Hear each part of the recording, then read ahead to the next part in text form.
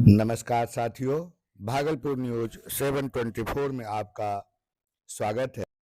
भागलपुर के सभी 7 विधानसभा क्षेत्र पर एनडीए ने जीत दर्ज की है। बिहपुर से कुमार शैलेंद्र, गोपालपुर से बुलो मंडल, भागलपुर से रोहित पांडे, सुल्तानगंज से ललित नारायण मंडल, नाथनगर से मिथुन कुमार, कहलगांव से शुभानंद मुकेश और पीरपैंती से मुरारी पासवान। तो सर्वप्रथम हम आपको लिए चलते हैं मतगणना केंद्र पर।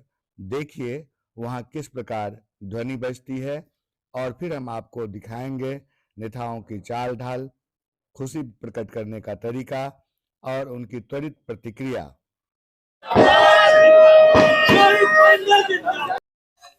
ये हैं कहलगांव से पहली बार विधायक बने शुभानंद मुकेश। हालांकि इनके पिताजी 36 वर्षों तक कहलगांव के विधायक रहे। अब उनके बचे हुए अधूरे कार्यों को पूरा करने के लिए कहलगांव की जनता ने उनके पुत्र शुभानंद मुकेश का चयन किया है। उनकी प्रतिक्रिया देखिए। में सुनामी है, आप समझ ही रहे हैं, और जो आधी हमारी आबादी है और उनकी जो हिस्सेदारी है, इस बार ऐसी आंधी लाई है कि सब कुछ उड़ गया और फिर से एनडीए की सरकार, सशक्त सरकार और बिहार को समृद्ध बनाने की सरकार। आप भी बड़ी जीत की तरफ बढ़ रहे हैं कहलगांव का। हमारे माननीय मुख्यमंत्री जी और मैं कह सकता हूँ हमारे मानस पिता, जिसने इस विपत्ति में भी हमको खड़ा करने का काम किया है, उसके लिए फ्रेंडली फाइट थी आपके विधानसभा में। जो भी रहे हमारे तरफ, एक तरफ हमारे सारे एनडीए घटक दल के सारे साथी भाजपा के और एलजेपी चिराग और हमारे हम पार्टी के सारे साथियों ने चट्टानी एकता के साथ दिखाया। पांडव का वनवास खत्म हुआ, पांडव अब किस तरह से कहलगांव विकसित होगा? निश्चित तौर पर जिस तरह का रोड मैप माननीय मुख्यमंत्री जी पूरे बिहार में है, उसी को गति देने के काम है। मैं निमित्त मात्र हूँ, माध्यम हूँ। वहाँ से दिल्ली, पटना से इसको संपर्क करना है, दिल्ली से संपर्क करा के यहाँ पर पूरे बिहार में एनडीए प्रचंड बहुमत। चलिए बधाई। बिहपुर की जनता ने फिर से इन्हें विधायक बना है। ये भाजपा से उम्मीदवार थे। जीत डबल इंजन सरकार के विकास की है, ये जीत युवा की है, ये जीत किसानों की है, ये जीत बिहपुर की आम मतदाताओं की जीत है। ये फैक्टर क्या रहा? जीत का फैक्टर क्या माने? फैक्टर तो आप जान ही रहे हैं कि सब पर भारी पड़ गया विकास, सब पर विकास भारी पड़ गया।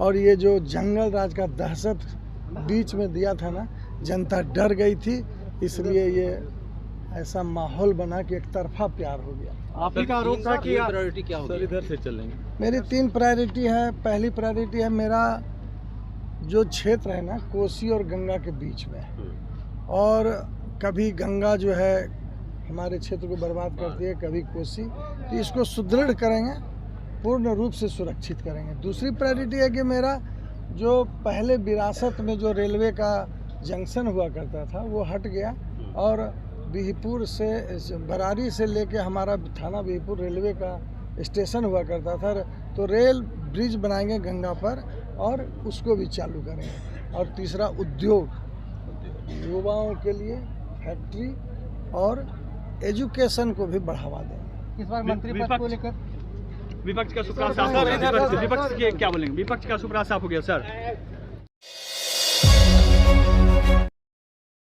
पहली बार विधायक बनने वाले रोहित पांडे पिछली बार ये अजीत शर्मा से थोड़े मतों से हार गए थे। इस बार इन्होंने भागलपुर से भाजपा प्रत्याशी के रूप में जीत दर्ज की है। आइए सुनते हैं इनकी त्वरित प्रतिक्रिया और इनकी प्राथमिकताएं। भागलपुर की जीतेगी, इसको लेकर 2 शब्द बताएं। हम तो बताएं कि अब उनका पूरा आशीर्वाद हमें मिला है। अब हमारे कर्तव्य की बारी है। जो भी अपेक्षाएं भागलपुर की, चूँकि हमें इस बात का एहसास है कि भागलपुर का हमसे क्या अपेक्षा है, और उस अपेक्षा और उस विश्वास पर हम खरा उतरने का काम करेंगे। और भागलपुर के प्रति और अपने मतदाता को जो हमें आशीर्वाद मिला है, उन्होंने पूरा अपना आशीर्वाद दिया है। अब हमारे कर्तव्य की बारी है। पीरपैंती विधानसभा क्षेत्र से राजद के रामविलास पासवान को हराकर मुरारी पासवान, जो भाजपा के प्रत्याशी थे, ने जीत दर्ज की है। और इनकी प्रतिक्रिया सुनिए इनको सुख दुख का अनुभव नहीं होता है। ये बिल्कुल विरक्त स्वयंसेवक हैं। सभी दर्शकों को हार्दिक रूप से धन्यवाद, प्रणाम, नमस्ते।